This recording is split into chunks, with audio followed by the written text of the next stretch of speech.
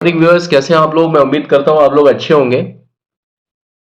आइए बिना किसी विलंब के अपनी इस वीडियो को शुरू करते हैं। आइए देखते हैं आज की वीडियो में।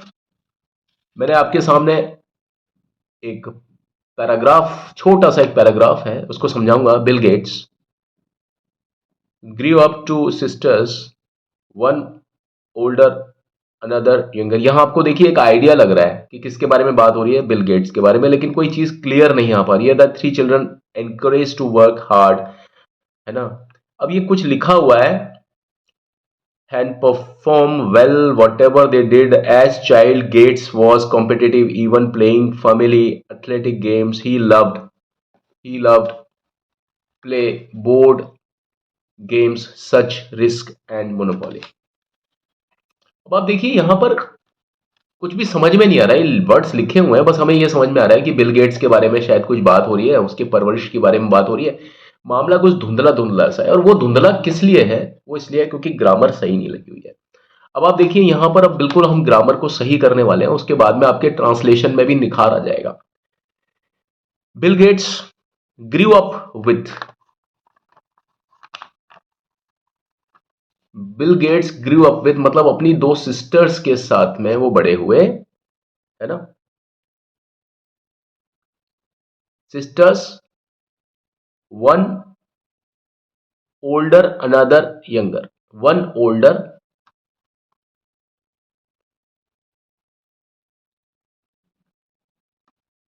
And another younger. ठीक है। The three children encourage to work.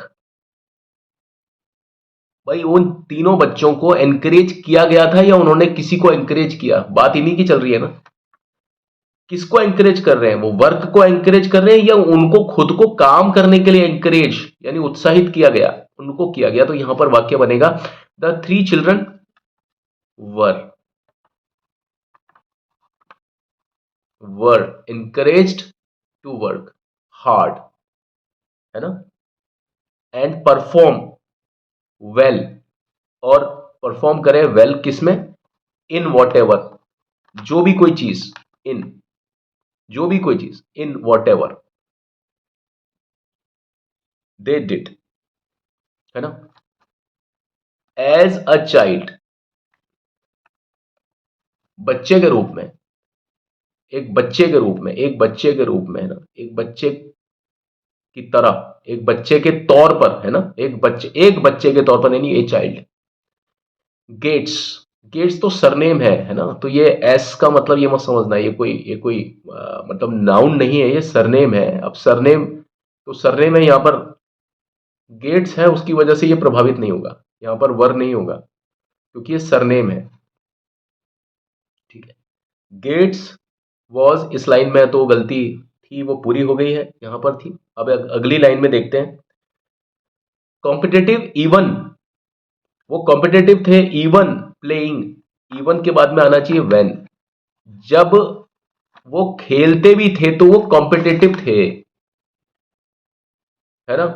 Competitive थे मतलब कंपटीशन लेते थे वो, जब भी लेते थे, जब जब वो खेल रहे होते थे ना, तब भी, तो तब भी मतलब इवन व्हेन, वाक्य पूरा हो जाएगा।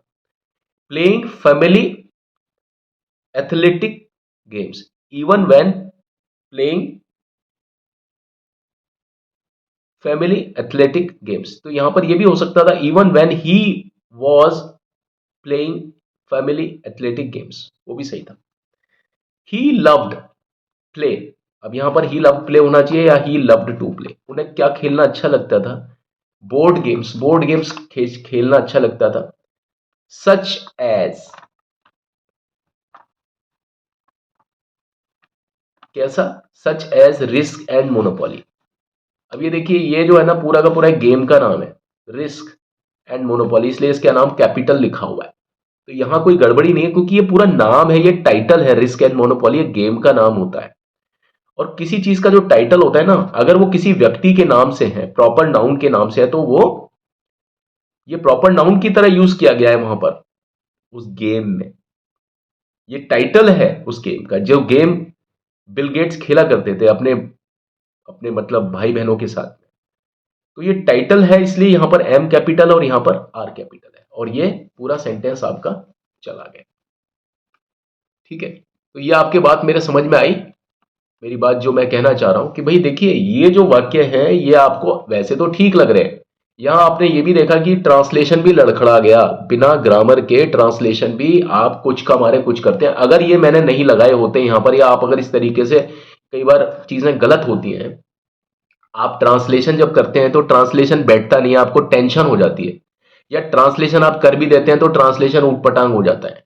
वहां पर आपको अंग्रेजी से अरुचि या ऊब पैदा होती है, बुरी लगती है। वो इसीलिए लगती है क्योंकि आप ग्रामर को नहीं समझते हैं कई बार, और ग्रामेटिकली बहुत कम ऐसे सेंटेंसेस होते हैं जो ग्रामेटिकली आपको सही मिलते हैं। किताबों में भी कई बार गलतियां बहुत ज्यादा होती हैं। ठीक है, तो आप अगर ग्रामर की दृष्टि से भी देखेंगे ना, तो आपको समझ में आ जाएगा कि ग्रामर जब सही होती है ना, तो ही ट्रांसलेशन सही बैठता है, अदरवाइज ट्रांसलेशन सही बैठ ही नहीं सकता।